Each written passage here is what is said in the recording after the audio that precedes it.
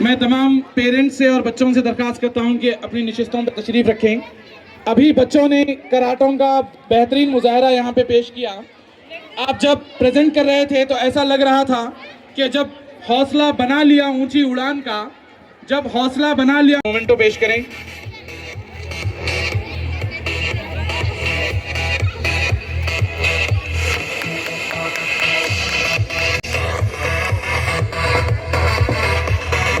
ہمارے ساتھ آل India ideal teachers ایسوسی ایشن کے سدود نگر پریزیڈنٹ مولانا نور الدین علی عابر صاحب تشریف رکھتے ہیں۔ میں آپ سے درخواست کرتا ہوں کہ اسٹیج پہ تشریف لائیں۔ نہیں چاہیے، بس اب اتنا ہی چاہیے، اتنا ہی کہہ دیجئے اللہ سے۔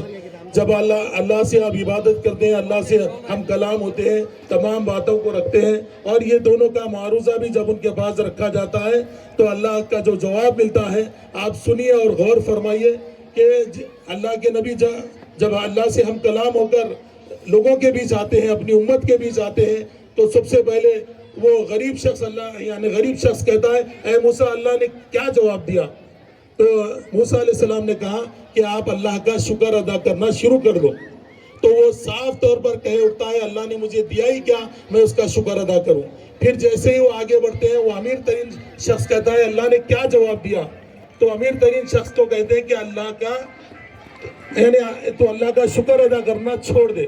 تو وہ کہتا ہے کہ اللہ نے مجھے اتنا سارا دیا ہے، پھر میں اللہ کا ناشکری بنا کیوں کروں؟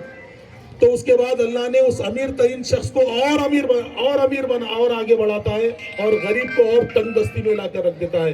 تو اس سے ہمیں یہ نصیحت ملی ہے کہ جس حال میں بھی ہو، جیسے حال میں بھی ہو، اللہ کا شکر ادا کریں۔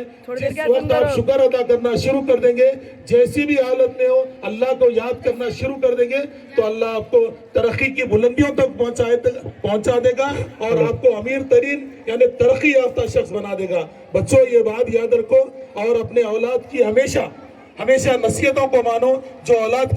جو اساتذہ کی نصیحتوں کو مانتا ہے اور جو والدین کی خدمت کرتا ہے، وہی شخص آگے بڑھتا ہے۔ ایک بات صاف طور پر آپ کو بتا دوں، وہ شخص کو ہی تعلیم حاصل ہوتی ہے جو کتابوں کو دیکھ کر، یوٹیوب کو دیکھ کر تعلیم حاصل کرنا چاہتا ہے، اس کو کبھی تعلیم حاصل نہیں ملتی۔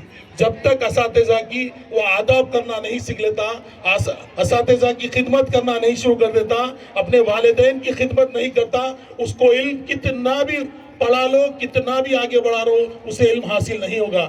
میں سمجھتا ہوں آپ کو سب سے پہلے 3 چیزوں کا خیال رکھیے۔ ایک کنسنٹریشن، یعنی استاد جو پڑھائیں اس کو غور کریے۔ دوسرا کانفیڈنس، ان استاد پر بھروسہ ہونا آپ کو ضروری ہے جس سے ہمیں علم حاصل ہو رہا ہے۔ تیسرا ریسپیکٹ، گیو ریسپیکٹ، ٹیک ریسپیکٹ۔ جب تک آپ ریسپیکٹ دیں گے نہیں، اللہ آپ کو ریسپیکٹ دلائے گا نہیں۔ یہ بات یاد رکھیے۔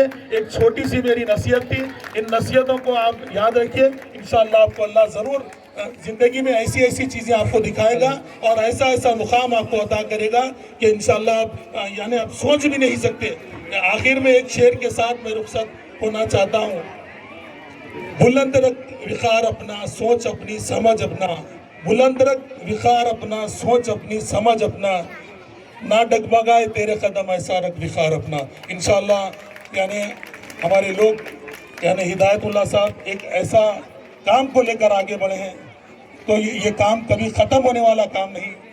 انشاءاللہ یہ کام ہدایت صاحب جو کام کر رہے ہیں وہ ایک ثواب جاریہ ہے۔ میں سمجھتا ہوں آنے والی نسلوں تک، ہم نہ بھی رہیں دنیا میں، آپ کے جتنے طالب علم اگر پڑھیں گے وہ دوسروں کو پڑھائیں گے، پھر ان کی آنے والی نسلوں کو پڑھائیں گے۔